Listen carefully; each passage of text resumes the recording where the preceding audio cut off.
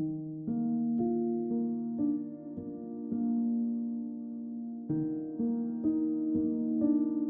long, long time ago, before there were people, animals, or even the sun and stars, there was only God.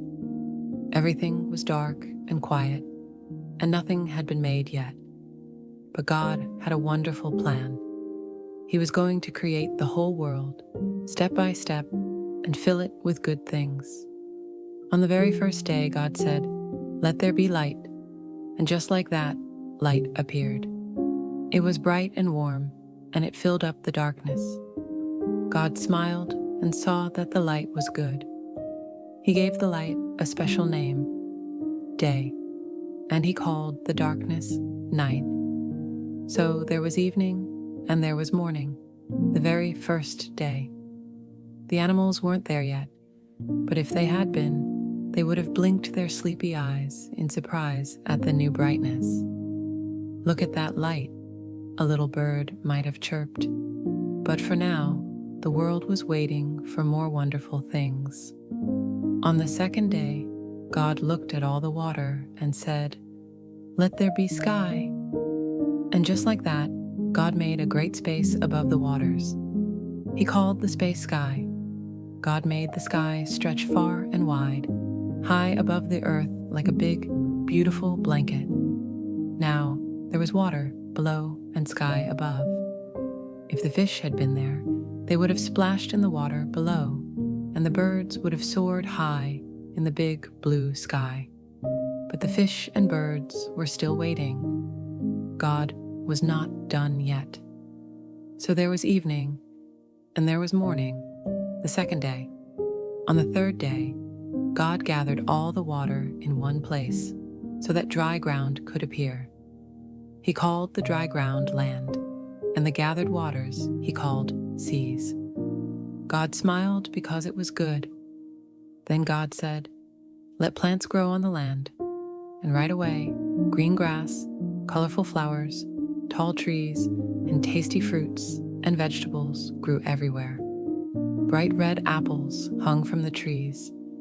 Sweet-smelling flowers bloomed in the meadows. Bushes full of juicy berries popped up along the streams. If the animals had been there, the rabbits would have hopped through the grass, nibbling clover. The deer would have sniffed the flowers, and the monkeys would have clapped their hands for joy at the bananas growing on the trees. But they were still waiting, because God had even more wonderful things to make. So there was evening and there was morning, the third day, and God looked at everything he had made so far. The light, the sky, the seas, the land, and all the plants were good. God's world was getting ready for all the animals and people he would create soon. And as the stars twinkled quietly above, the world rested, waiting for what God would do next. The end.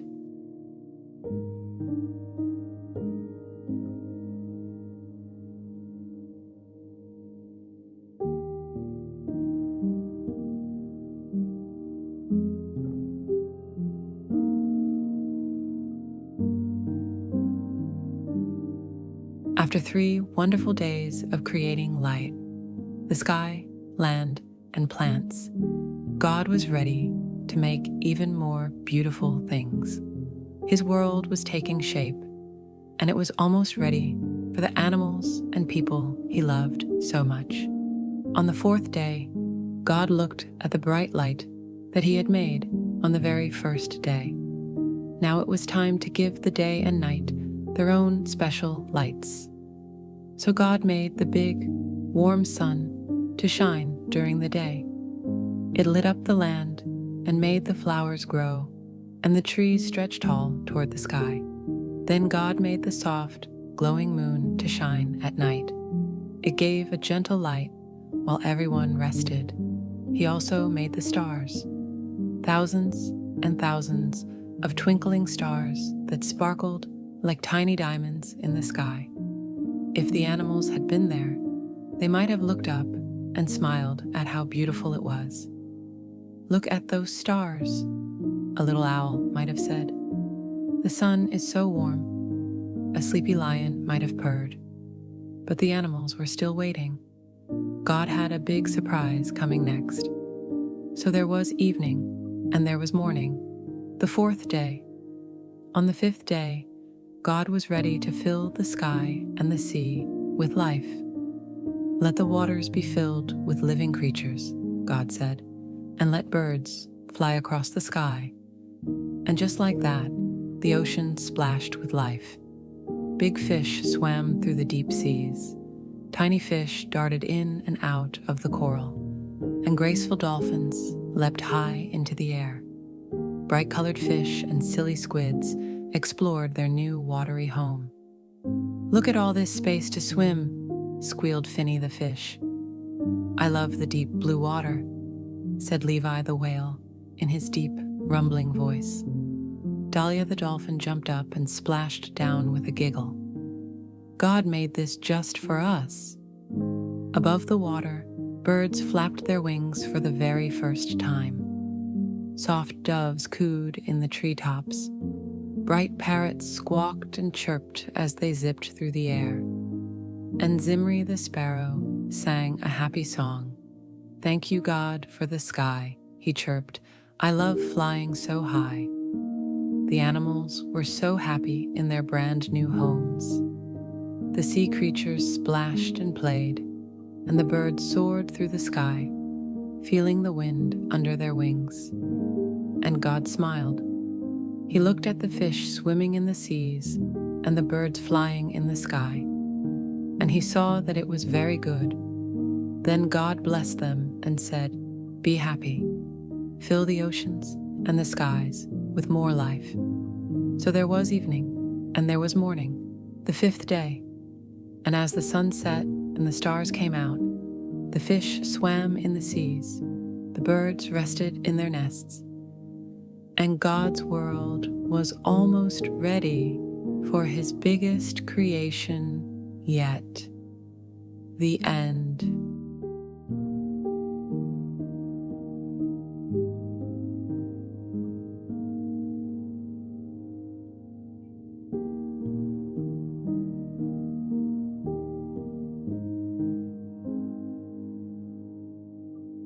The world was almost complete. God had made light, and sky, land, and sea, the sun, moon, and stars. He had filled the waters with fish and the sky with birds. But God wasn't finished yet. He had even more wonderful things to make. On the sixth day, God spoke again. "Let the land be filled with animals," he said. And right away, the land was alive with creatures of every kind. Lions roared softly as they stretched in the sunshine. Deer leapt and danced in the grassy meadows. Elephants splashed in the rivers, spraying water high into the air. Tiny mice scampered through fields, and bears rumbled gently in the forests. Every animal was made special, just the way God wanted.